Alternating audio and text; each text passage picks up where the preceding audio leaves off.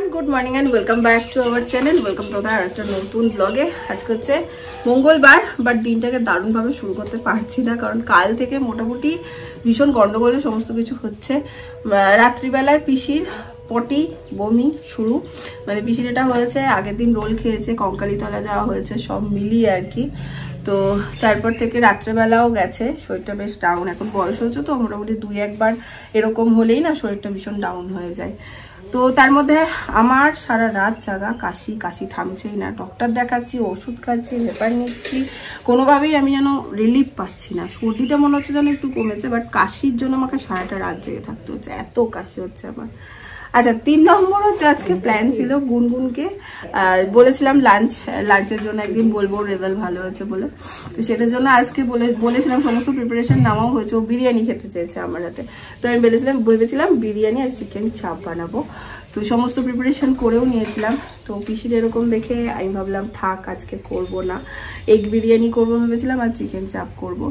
কিন্তু পিসি বলছে না, সমস্ত জোগাড় হয়ে গেছে, তুই কর, বাচ্চা মেয়েটা আশা করে রয়েছে, কি করব না করব এই সমস্ত করে ফাইনালি ভাবলাম যে ঠিক আছে, আজকে পিসির জন্য একটু সিদ্ধ সিদ্ধ সমস্ত কিছু হবে, গুনগুনের জন্য একটু করি, আর পিসিকে পরে একদিন আমি মাটন বিরিয়ানি করে খাওয়াবো। তো চলো কি করার, আর শুরু করি। ওদিকে আমি মোটামুটি প্রিপারেশন করেই এসেছি, আর মাও মোটামুটি কাল সারা রাত্রি জাগা, তাই না?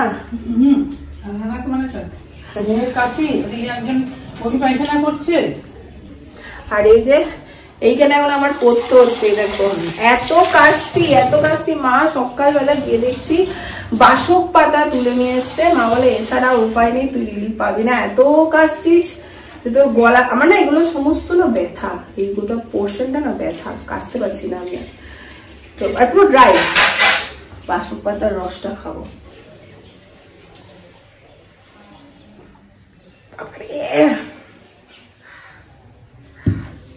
কথা না বলে এক ঢোকে খেয়ে নিতে হবে। উদাসী হাওয়া, এ দেখো হাতে রং নিয়ে এসছে, আজকে না কেউ আবার খেলবে। কার সাথে খেলবি আজকে? ইস্যুকে ডেকেছিস? পিচকারিটা কই তোর? কালকে এত দেরি করে আমরা ফিরেছি যে ইস্যু টিস্যু সবাই স্নান করে নিয়েছে, ওর মানে ওর বন্ধুরা, ওর আর কারোর সাথে খেলা হয়নি। পিচকিরি বার করে রেখেছিল, দেখো পিচকিরি বার করে রেখেছিল, তাও খেলা হয়নি। আমি করছি এখন দোলের এডিটিং, আর মা ব্রেকফাস্ট রেডি করেছে, ব্রেকফাস্টও করে নেবো। কে মা করেছে ব্রেকফাস্টে হচ্ছে এই রে, তুলতে পারছি না গো মা, রুটি আর তরকারি আছে, আর ডাল আছে, এই সমস্ত দিয়ে আজকে রুটি হবে।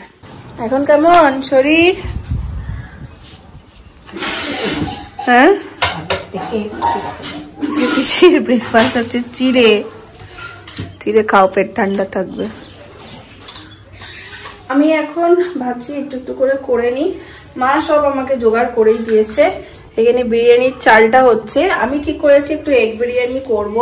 হ্যাঁ, মানে মেজমাকেও একটু দেব।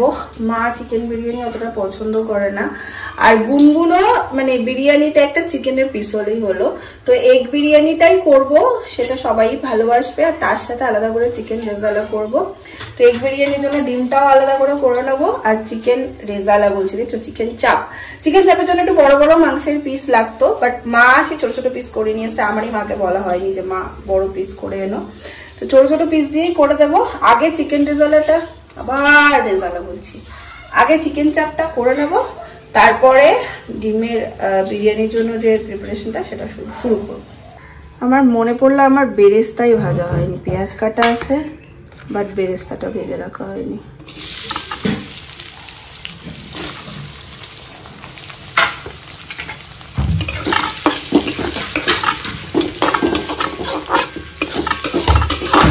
আর এখানে চিকেন চাপের জন্য আমি আগে থেকেই ম্যারিনেট করে রেখে দিয়েছিলাম। কাজু দিয়েছি, পোস্ত দিয়েছি, একটু চালমগজ আছে এর মধ্যে, পেঁয়াজ আদা রসুনের পেস্ট আছে, দই আছে, সব দিয়ে ভালো করে মাখিয়ে রেখেছিলাম। একটু কাশ্মীরি লাল মির্চ, নুন, ধনে গুঁড়ো, জিরে গুঁড়ো মাখিয়ে নিয়েছি। এটা 2 ঘন্টা মতো রেস্টে ছিল। বেরেস্তাটা না আমি ভেজে তুলে নিয়েছি। এবার আমি এর মধ্যেই চিকেন চাপের যেটা আমি রেডি করে রেখেছিলাম পিসগুলোকে আমি একটু ভেজে নেব। এখানে দেখো চিকেনটা ভেজে আমি একদম মানে হালকা করে ভেজে তুলে রেখে দিয়েছি। আর ওই তেলের মধ্যেই আর যে বাদ বাকি মশলাটা ছিল সেটা দিয়ে আমি ভালো করে কষিয়ে নিচ্ছি। এরপর চিকেনটা আমি এর মধ্যে মিশিয়ে নেবো, স্বাদ মতো নুন মিষ্টি দেবো, ব্যাস তাহলেই মোটামুটি রেডি আমার চিকেন চাপ। এরা কি সুন্দর এখানে রং খেলছে সব মিলে, কি মজা করছে দেখো সব। ও তোদের আজকেও দোল, ওরে বাবা রে। চিকেন চাপটা পুরোপুরি হয়ে গেছে।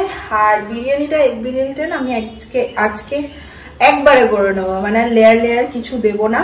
এখানে প্রথমে ডিমটা রেডি করে নেব। এখানে সব সিদ্ধ করা আছে আমার, সব চারিদিকে ছড়িয়ে ছিটিয়ে আছে। আমার রান্না করতে গেলে কিছু এরকম হয়, তারপর ধরে আমি সব পরিষ্কার করি। তো ডিমটা প্রথমে কষিয়ে একদম রেডি করে নেবো, ওপর দিয়ে চালটা দিয়ে আর যা যা দেয় সমস্ত কিছু দিয়ে রেডি করে নেবো।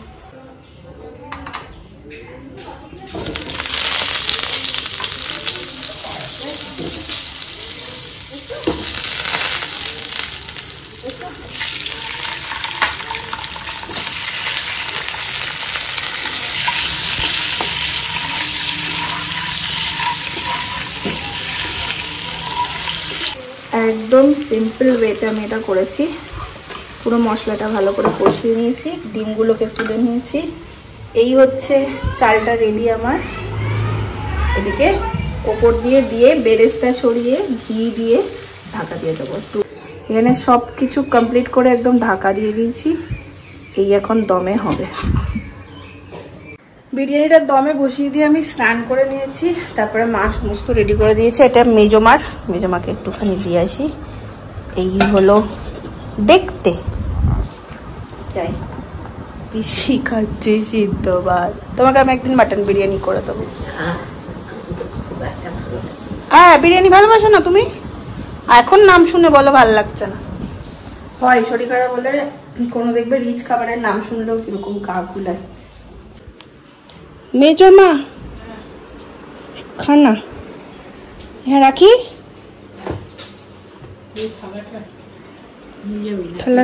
দাও দিলে। কই গো আসো, ড্রয়িং করছে মন দিয়ে। ও এটা এখন রং করছিস? বাহ, হাই। ও এটা দিয়ে রঙও করা যায়, আবার জল দিয়ে ওরকম করা যায়। আচ্ছা, এই হচ্ছে আমাদের গেস্টের থালা। কই গো গেস্ট, গেস্ট চলুন নিন। এই আপনার রসগোল্লা নিন।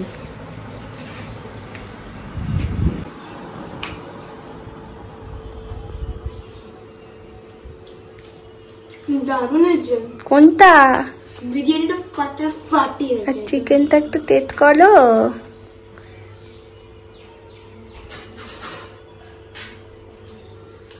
ভালো হয়েছে। গ্রেভিটা দিয়ে খাও চিকেন চাপ। আরো চিকেন আছে, তুমি খাও তারপর আনবো।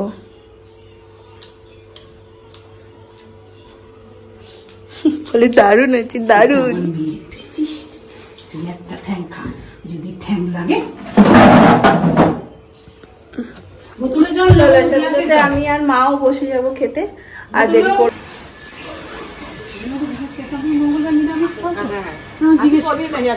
জিজ্ঞেস করে তো তবে আরেকটা খেয়ে দেখো, খেলতে লেগেছে। এই আয়, রোদের মধ্যে খেলিস না, বিরিয়ানি খেয়ে রোদে খেলতে নেই জানিস, ফড়িং ধরছি। পারবি না, বসলে তবে না পারবি। হ্যাঁ, দুপুরের খাবার হতে না হতে রাতের চিন্তা মাথার মধ্যে আসে তো। একটা ঝট করে রেসিপি তোমাদেরকে আমি দেখাবো। এর আগেও আমি ট্রাই করেছি বেশ কয়েকবার, যদিও বা এখন রাতের খাবার বানানোর একদমই সময় নয়, বাট ভাবলাম সমস্ত কিছু রেডি করব, তাই তোমাদের দেখাই। এখনই বিকেল 4:30-5টার মতো বাজে। তো আজকে পিসি শরীরটা যেহেতু খারাপ ছিল, মা পিসিকে বলেছিল যে একটু চিড়ে ভেজানো খেতে সকালবেলা, পেট ঠান্ডা রাখার জন্য। তো পিসি সবটা খেতে পারেনি। এখানে চিড়ে দেখো ভেজানো আছে, তো সেটা তো ফেলে দেবো না, বা আমি চিড়ে এরকম ভেজানো দিয়ে কোনো কিছু অতটা পছন্দ করি না। তো আজকে একটু চিড়ে ধোসা বানাবো। তাও আবার সেটা হচ্ছে চিকেনটা দিয়ে খাওয়ার জন্য। দাঁড়াও, সুজি খুঁজছি, পাচ্ছি না। চিড়ে আর আমি ইউজ করবো হচ্ছে সুজি, বাট সুজি বাবা জীবন কোথায়, এই তো পেয়েছি। সো এখানে আমার অলরেডি চিড়ে রয়েছে। এটা না সেম সেম মাপ নিতে হয়, মানে ধরো 1 কাপ চিড়ে নিলে 1 কাপ সুজি নিলে 1 কাপ দই নিলে। তো এখানে চিড়ে কতটা ভেজানো আছে আমার জানা নেই, তো সেই ক্ষেত্রে আমি সবটাই আন্দাজেই করব। এর মধ্যে একটু পরিমাণ মতো সুজি দিয়ে দেব, আর দেব হচ্ছে দই। কোন দিকটা কেটেছে,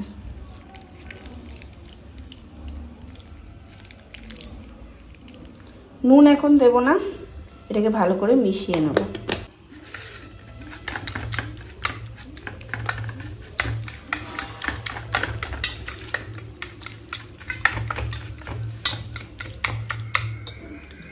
এটাতে এবার একটু মিক্সিতে আমি ব্লেন্ড করে নেব। এটা দেখো কি সুন্দর পেস্টটা কিন্তু হয়ে গেছে, এই দেখো। আর এখানে একটা জিনিস বলবো, তোমাদের কারোর কাছে যদি ইনো থাকে তাহলে ইনোটা এর মধ্যে দিয়ে দিও, গোটা ইনোটাই দিয়ে দিও, দেখবে একদম নরম স্পঞ্জি মতো খেতে হবে। এটা ব্রেকফাস্টের জন্য খুব ভালো আমার মনে হয়। আমি তোমাদের সাথে এটা শেয়ার করিনি, আমার কাছে ইনো নেই এই মুহূর্তে, তো এটা আছে, এই বেকিং সোডাটা আছে, আমি এটা 2 পিঞ্চ মতো দিয়ে দেবো। আর এটা এখন ঢাকা দিয়ে রেখে দেবো, করবো সেই সন্ধ্যেবেলায়। আমি যেহেতু তাড়াতাড়ি এখন ডিনার করে নিই, তো সন্ধ্যেবেলা করে নিলেই হবে। তখন জল আর নুন অ্যাড করে করবো, তখন আবার তোমাদেরকে আমি দেখিয়ে দেবো। সন্ধ্যেবেলায় চাও বসিয়ে দিয়েছি, আর তার সাথে সাথে এই ব্যাটারটাতে একটু নুনও মিশিয়ে দিয়েছি। এখানে প্যানটাও বসিয়ে দিয়েছি, একটু ট্রায়াল দিয়ে দেখি উঠছে কিনা। আমার তো এক একদিন কি যে গন্ডগোল হয়, উঠতে চায় না, তো ওই জন্য আগে থেকেই শুরু করলাম। আর এটা পুরোটা আমি ঢাকা দিয়ে দিয়ে করব। ডোসার মতন ওরকম পাতলা এটা হবে না, একটু মোটা ধরনের হবে, কিন্তু খেতে অনেক বেশি ভালো হয়। প্যানটা ভালো মতোই গরম হয়ে গেছে, এবার দিয়ে দেব। তো এটাকে এরকম চারিদিকে নাড়িয়েও দেবো না, কিচ্ছু করবো না, ঢাকা দিয়ে দেবো। 2 মিনিট মতন হবে, ফ্লেমটা একদম লো করে দেব। 2 মিনিট পর এখন এটা দেখব। এটা না দুদিকটা করার কোনো প্রয়োজন নেই, এই দেখো হাতে লাগছে না, মানে হয়ে গেছে।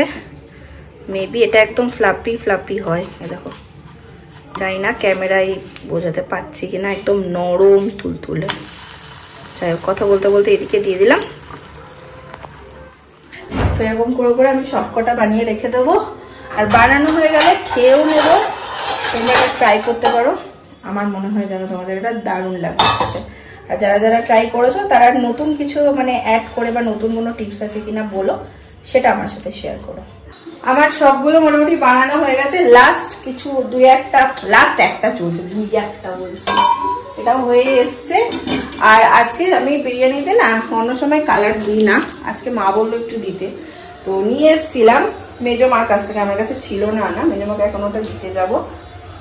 এই সমস্ত কিছুর মাঝে আমার ডিনারও হয়ে গেছে, এটা মায়েদের জন্য করে রাখছি। পিসি তো খাবে না, পিসি যদি একটু সিদ্ধ ভাত খাই তো সিদ্ধ ভাত করে দেবে মা, আদারওয়াইজ হালকা কিছু একটু সিদ্ধ ভাতই হয়তো একটু খাবে। কি এনেছস রে বোঝা বইয়ে? তিন্নিদের বাড়ির গাছে সজনে ডাটা হয়, আর ও এনে এনে এনে এনে মাকে দেয়, সবাইকেই দেয়।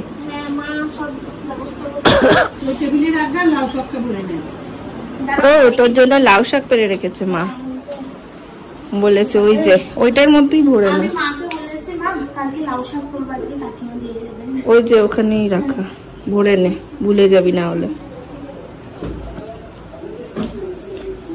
আর নেই লাউ গাছটা, হলো না এবার।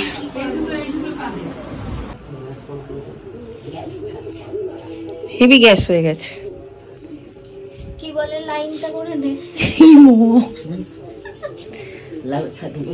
হ্যাঁ, ডাটাও দিয়ে গেলাম আর আমি লাউ শাক নিয়ে নিই। আমি বলছি মাকে, আমি সারাদিন এই বাড়ি থেকে ওই বাড়ি জিনিস দিই, আবার ওই বাড়ি থেকে কাছে হওয়ার মজা আছে কিছু তো। ঠিক আছে, এলাম। তখন মেজমার কাছে যাব বলে আর যা হয়নি, তিন্নিরা চলে এলো বলে এখন যাই। গিয়ে দিয়ে আসি।